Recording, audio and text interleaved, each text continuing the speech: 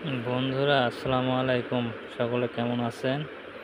তো আজকে আপনাদের একটা ভুল ভেঙে দেব। সেই ভুলটা হচ্ছে যে আমরা নতুন নতুন যারা কন্টেন্ট ক্রিয়েটর যে ভিডিও দেখি তারা বলে কি যে প্রতিদিনের জন্য একটা করে লং ভিডিও দিতে হবে, আর শুধু রিলস ভিডিও দিলে সেটা পাবে না। এটা একবারে ভুল ধারণা।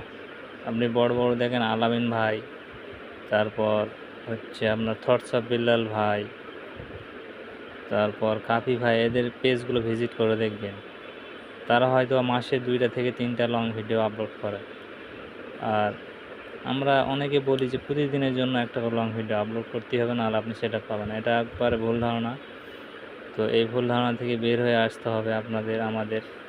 তাহলে আমরা সফলতা অর্জন করতে পারবো। তো আপনার ভিডিওটা স্কিপ না করে সম্পূর্ণ দেখবেন এবং প্রতিদিনের জন্য 4টা করে ভিডিও আপলোড করবেন, পিকচার এবং টেক্সট দিবেন। লং ভিডিওটা জরুরি না। আর লাইভ করতে পারেন, প্রতিদিন 10 মিনিট 15 মিনিট করে লাইভ করবেন, তাহলে হবে। প্রতিদিন যে লং ভিডিও দিতে হবে এটা আমরা জোর গলায় বলতেছি সকলে, সেটা কিন্তু নয়। আমরা লং ভিডিও সপ্তাহে 2টা দিলেই হবে।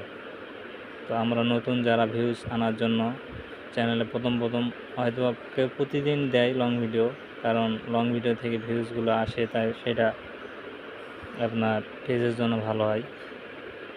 তো আমরা পরবর্তী থেকে যখন ভালো পরিমাণ আমাদের পেজে ভিউজ জমা হয়ে যাবে এবং ফলোয়ার্স পেয়ে যাব, তখন লং ভিডিও আপনার আস্তে আস্তে কমাই দেবেন। রেগুলার 3টা দিতে হবে, সেটা কোনো গুরুত্বপূর্ণ বিষয় না। কারণ একটা মানুষ প্রতিটা দিন 4টা রিলস ভিডিও তৈরি করবে, তারপর আবার একটা লং ভিডিও তৈরি করবে, সেটা কিন্তু অনেক কষ্টের ব্যাপার হয়ে যায়। তাই সকলকে বলতেছি, আপনারা প্রথম পর্যায়ে যারা নতুন নতুন কাজ করবেন তারা হয়তো বা এই প্রতিদিন যে লং ভিডিও আপলোড করার বিষয়টা, সেটা আপনার করতে পারেন ফলোয়ার্স বাড়ানো এবং ভিউজ বাড়ানোর জন্য। পরবর্তীতে যখন আপনার ভিডিওগুলো ভাইরাল হবে, রিলস ভিডিওগুলো, তখন আস্তে কমাই দেবেন। সপ্তাহে বা মাসে 2 থেকে 3টা 4টা এই ধরনের শিডিউল করবেন, তাহলে হবে।